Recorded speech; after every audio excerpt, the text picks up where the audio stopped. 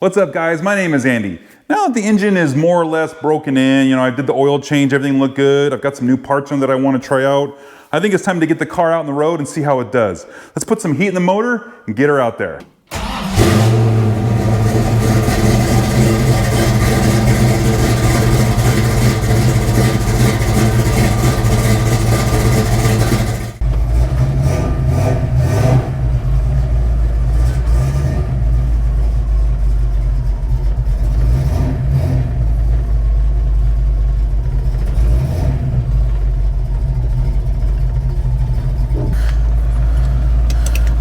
Seatbelt on. Safety first, right? All right, let's go.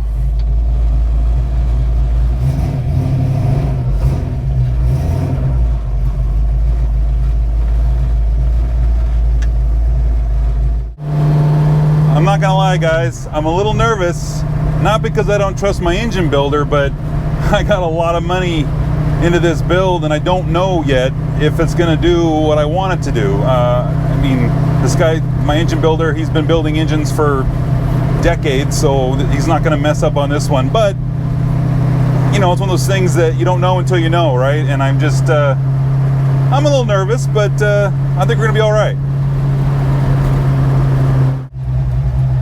All right, guys, here we go.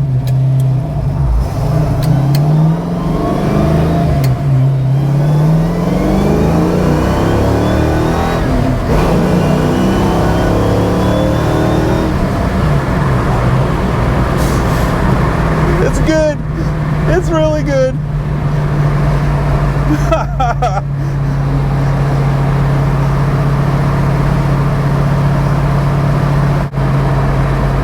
Let's pull over and do another one of those.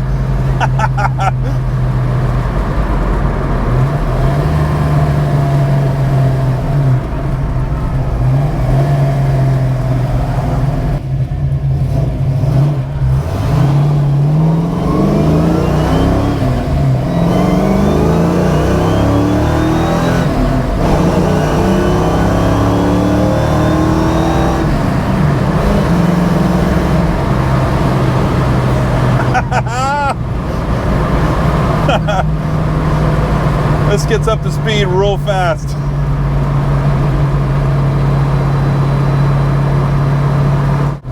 So I'd say that that's a win, guys. That, I was shifting at 5,000, 5,500 RPMs. My engine builder said that I can take it all the way to 68. I'm not ready yet. I want to, but I don't drive a lot up on the top end of this car.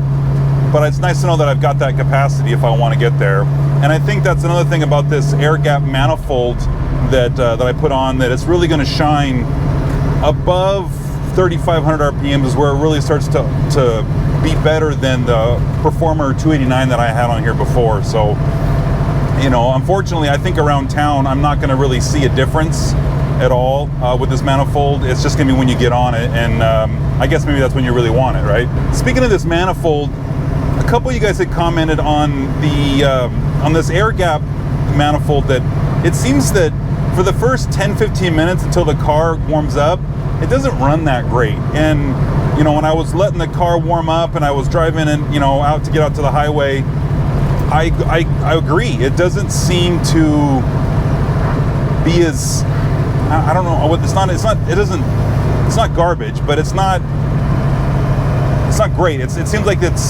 it's not happy, but as soon as the car warms up, like when I got on the highway and got on it, no problems. And it could be that placebo effect where I think it's something because somebody said something, I don't know, but a couple of guys had commented on how they have that same problem with their manifold, and I noticed that, and only because it wasn't that long ago that I had that Performer 289 on here. So again, it might be nothing, it might be everything, I don't know, but so far this has been great. Speaking of, and also that manifold, so I was planning to put 500 miles on this motor before I really open it up like this. Put some miles on here and then change the oil, take a look at everything. And you guys probably saw a previous video where I changed the oil, because when I was changing this manifold, I stupidly spilled coolant down inside the distributor hole. Totally mess that up. That I know better than that. And you know what? I think I had 220 miles on the new build when I did that. I figured let's just go ahead and change the oil now. I don't want that coolant mixing in with my oil and making it all foamy. And so I didn't start the car. Got the oil changed, and here we are.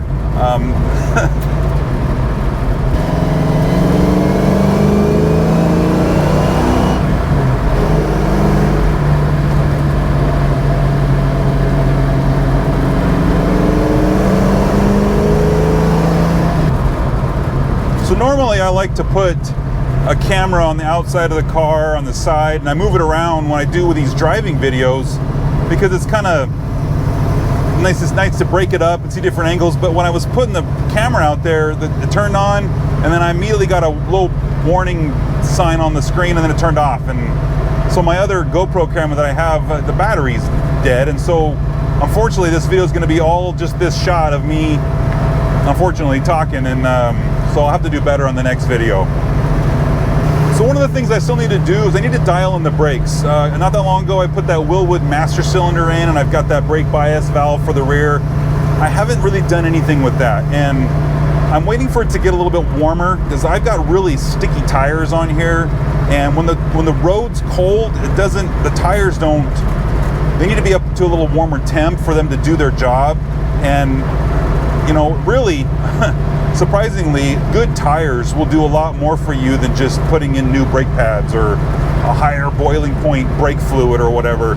And now if you had larger rotors, that kind of changed the game. But if you don't change anything on your car in terms of sizes, you just put sticky tires on versus better pads, sticky tires are going to win every time. And that's what I got on here is sticky tires. So I want the road to get a little warmer before I really, you know, do the braking test and kind of dial in this that proportioning valve up there and changing the bias to the front and rear and getting that set up. So what's next? You know, I'm getting at the point where I'm starting to chip away at some of the smaller things that have been on the list for a long time, and you know that you need to get to it, but you keep putting it off, or you find excuses to do something instead. Or in this case, like with that manifold, I found a great deal on that. I bought that. It was used, but it came on a motor build that a guy had that he didn't end up using that manifold. He went with a different manifold on a brand new motor build. So it was installed, but it wasn't used. So I don't know, it's still new in my book. And the deal was really good. So I went ahead and picked that up and put that on here. And I wasn't planning to do that yet. I still have a couple of things that I wanted to do. I really wanted to get the motor broken in and kind of get everything done there before I start to, you know, chip away at some more of the power stuff. But it was just a good deal.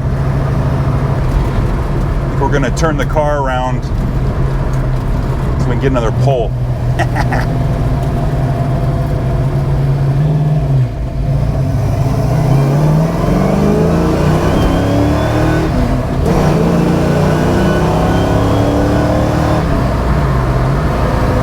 Man, this is so much better than that tired old 289 that I had in here. I know it's not really fair to compare the two. I know it's not the same thing, but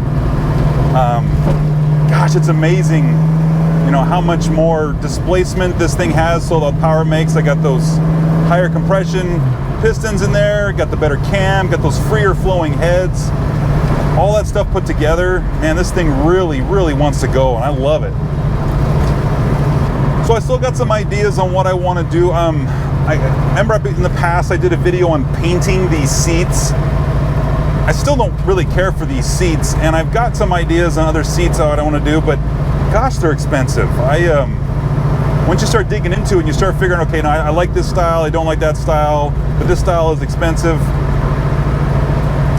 Man, I might have to put that on a little bit longer, you know, before I get these seats put in here, because they're just so expensive for something that, I guess if you get more of a racing seat, there's a safety, you know, advantage there, but with just a bucket, you know, I don't want to reskin these. I want something that is a little tighter fitting. Lately have had my eye on those Kirky 55V or 55 Vintage or whatever it was called. They're a low back seat like these are, and they're more of a bucket. They're fixed, so you can't recline them. But they'll hold you a lot better than these will. They still look kind of like of the era, right? We're not putting in some, you know, Caro seats or something that don't really fit this car.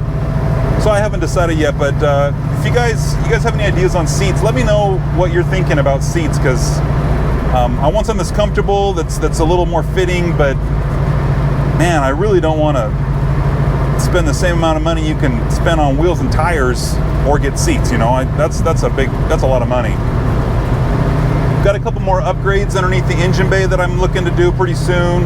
And then for those of you that are following my website, that KruseBuilt.com, you know, I've got a lot of parts that I've been selling, and I've got some more parts that are coming. You know, I've got ideas of things that I can do, and trying to figure out, you know, what parts that I want. You know, it seems to be a lot of us are in the same category, you know, in terms of upgrades. I'm not the people that want to keep the car stock and they're not doing anything with it, but people that want to, was it the resto mod or that kind of path where you're upgrading things, improving things, maybe tweaking things a little bit. So I'm trying to make parts that kind of fit that path, you know, and stuff that you know, good build quality, built in the USA, in fact, everything I do is built locally. Trying to keep that going. So if you guys have ideas of maybe something you'd like to see built, let me know. Maybe I can do something. Maybe I can put something together.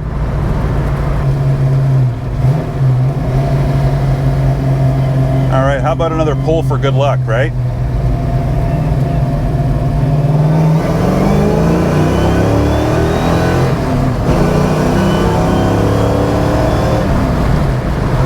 I love it. Well, guys, I'm gonna get some more miles on this car. I'm gonna go start driving. It's a beautiful day. The roads are starting to get clear, getting all this snow out of here finally. I'm gonna go put some miles on her and just have fun. So guys, if you liked the video, give me a thumbs up. And if you subscribe, I appreciate it because it helps my channel out. And we'll see you in the next one.